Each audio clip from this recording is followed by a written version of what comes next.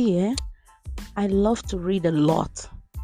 Like everything I know today, everything I'm able to do today, it's as a result of me reading. Even this podcast, I came about it because I was able to read.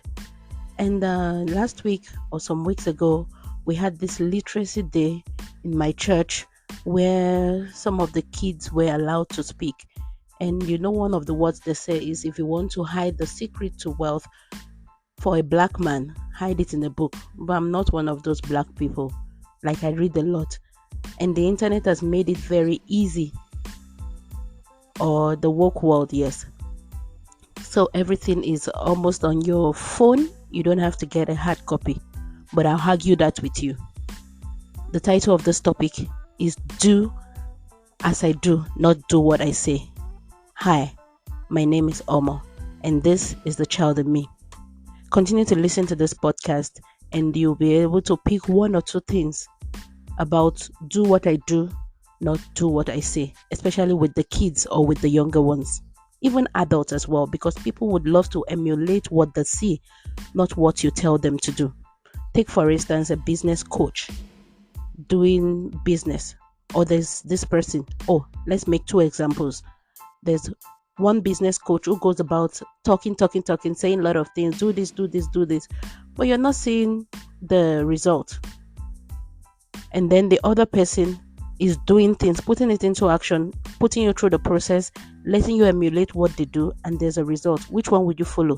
The one who is bringing out the result as well, and the one you can see the practical way they are demonstrating everything for them to get where they are. So it's part of what we're saying. But now we're not talking about business. If you want to learn about business, you need to pay a business coach. I'm not a business coach. So here, let's learn one or two things about do what I do and not do what I say. And I'm going to dive into the children aspect of this. My daughter usually see me holding my phone and sometimes the laptop, and she'll see that I'm doing something on that laptop or on my phone. Most of the time, I am reading on my phone. Even she sees me putting on glasses, and she also wants to wear her own glasses. And this is a child of 3 years that I'm talking about. She's 3 years old. So, since she doesn't know what I'm doing on the phone or on the laptop, she also wants a tab. So she'll just get the tab and she wants to watch the cartoon. Since that's what she can see mommy doing, not knowing mommy is probably reading, or I'm trying to update my profile, or trying to post some, content on social media, on Instagram, because I run my businesses online. If you know me very well, you know that I run my businesses, all of them online. So she'll pick the tab and she wants to watch cartoon. That's all she wants to do. Even if you switch off the tab and you want her to have this coloring book, no, she doesn't want it, because she's looking like, if you can pick up your phone or you're on the laptop, this thing has lights, you're viewing this thing. Yes, I really don't know what you're doing, if you're reading or you're playing something on it, but I want to do the same thing you're doing. And she also wants her glasses, because I'm also putting on my glasses and I'm facing the screen. And ever since I've noticed this, I've decided to change the narrative. Like, no, this has to change.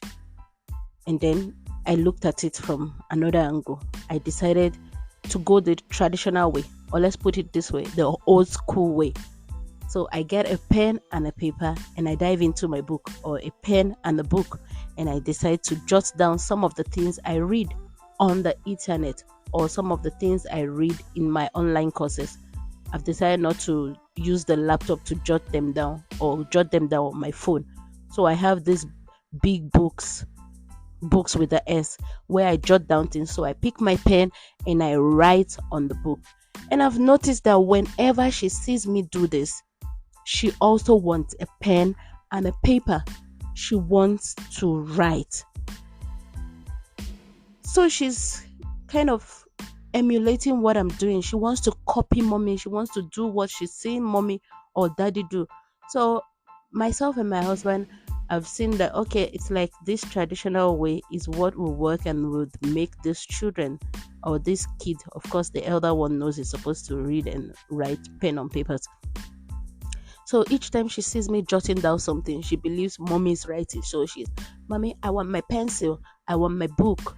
Okay, then I know this is what this girl wants. So whenever I give her a pen and a book, or a pencil and a book to write, she's happy and excited to do that. That aside, this is not the main topic I'm going into.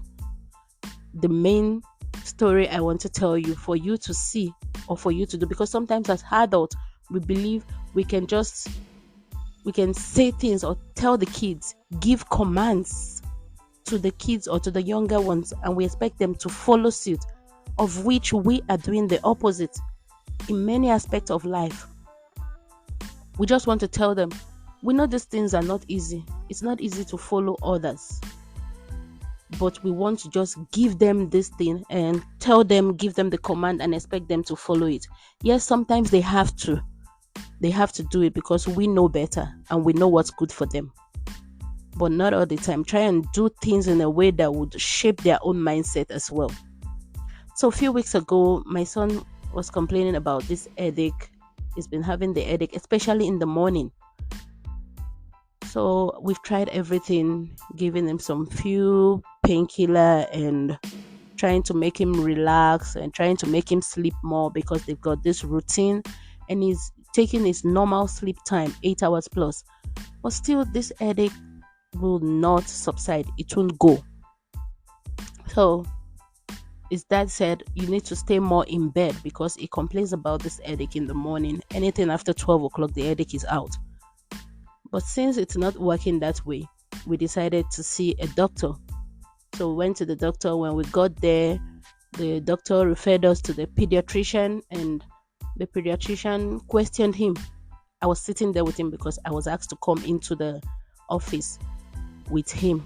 So we sat down there, and the pediatrician started asking when is the headache and everything. Okay, as the mom, of course, I always want my kids to stand up for themselves, and I'm so blessed with the kids God has given to us.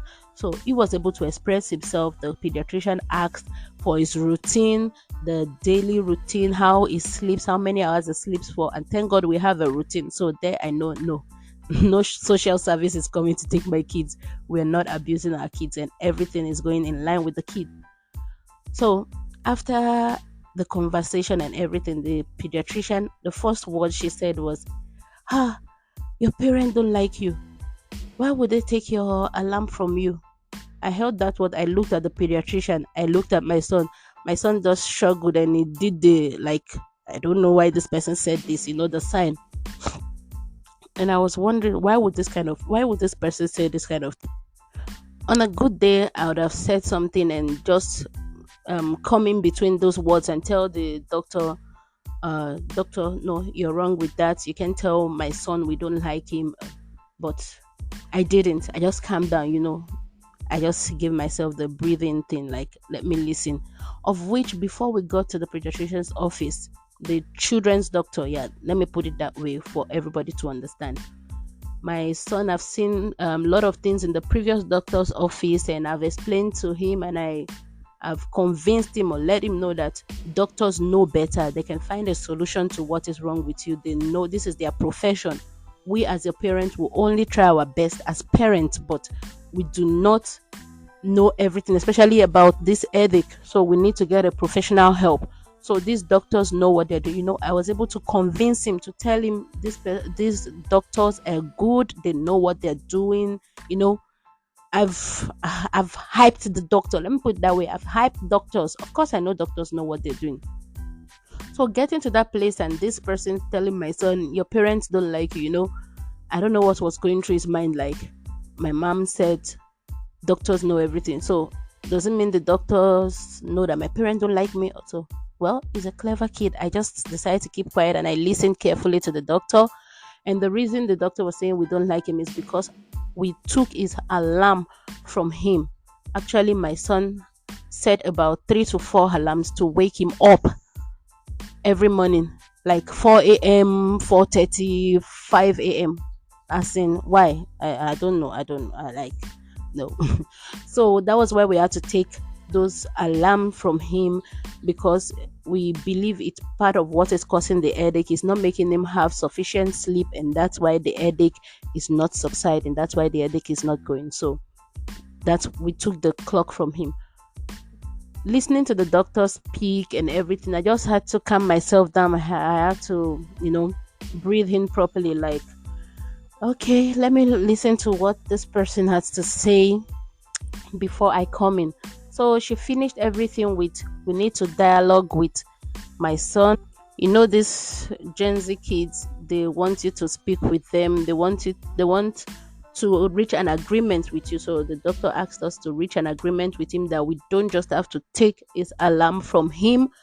We need to speak with him and give him reasons why he shouldn't wake up that early, because the headache is as a result of being anxious that he's going to be late for school if he doesn't wake up early.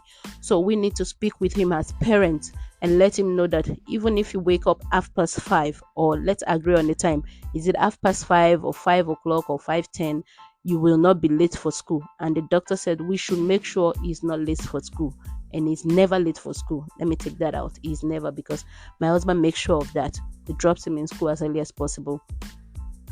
So when the doctor finished the conversation, I was able to pick one or two things from it. But I still heard that thing about your parent don't like you. I still heard it in my mind. I'm like, should I speak to this person about this? Do I need to argue? Okay. So my son, we finished the whole consultation or dialogue thing, and the doctor spoke with us, prescribed some few medications just for pain for him, but we shouldn't use it for long. Of course, we should just cultivate the habit of speaking and then letting him know this, that, and not take the alarm from him, and we should return the clock back to him. So my son went out, and I stood there with the doctor and said, Doctor, why did you say we don't like our child? Why would you say it in his presence that we don't like him? Then she was like, No, I didn't mean it that way. I was just saying, your parents don't like you, like, you know, because they took the watch from you, and in his mind, like, they don't like me, they want me to wake up late, they want me to be late, come out to school. So that's why I said, okay, I understand you, but I just feel that word was not necessary at the beginning of your conversation. I thanked the doctor and we left.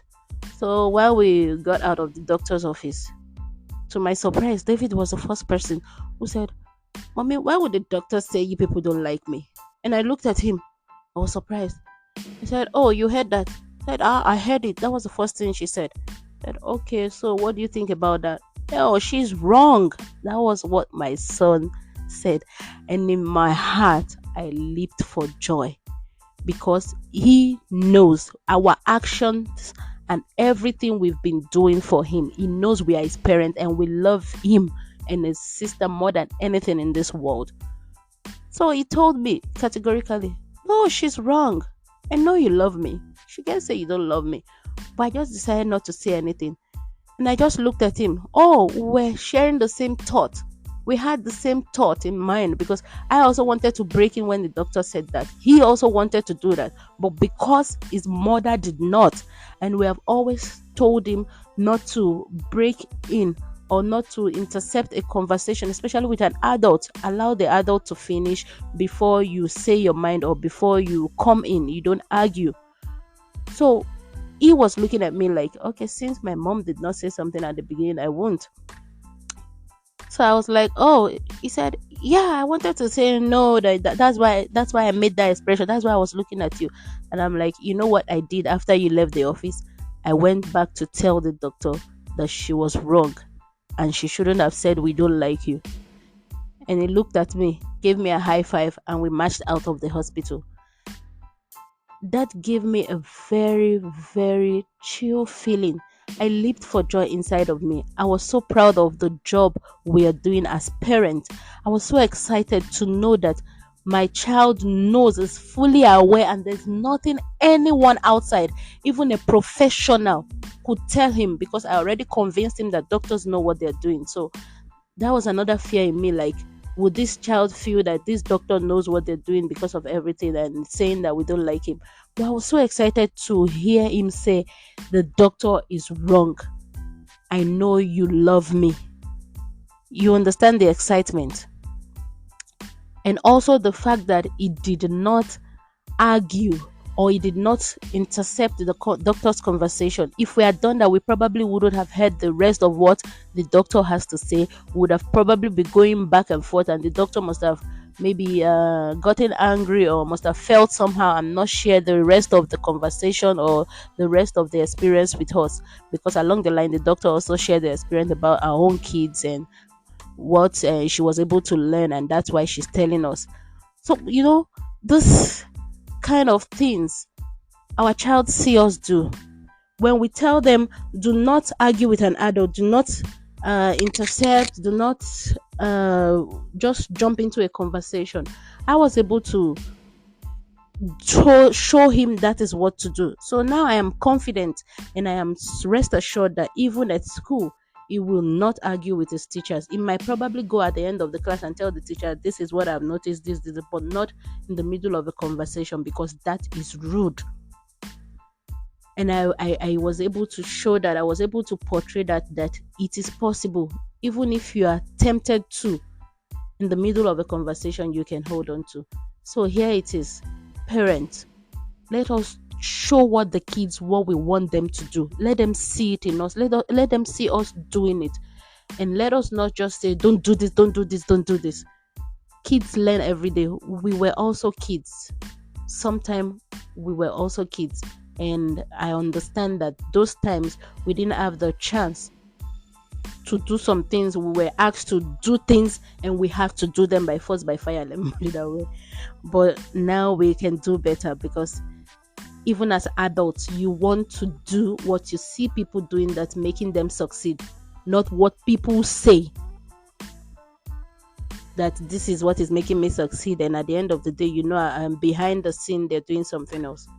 I hope I've been able to convince and not to confuse you that it is better to do what you want people to emulate and not say. You understand? Because they say actions speaks louder than voice. Thank you for listening to my podcast. If you have learned one or two things, drop me a voice note or drop me a message. I'll be willing and happy to read from you. Remember, this is the child in me, and I am a humble host, Omo. I'll see you next time.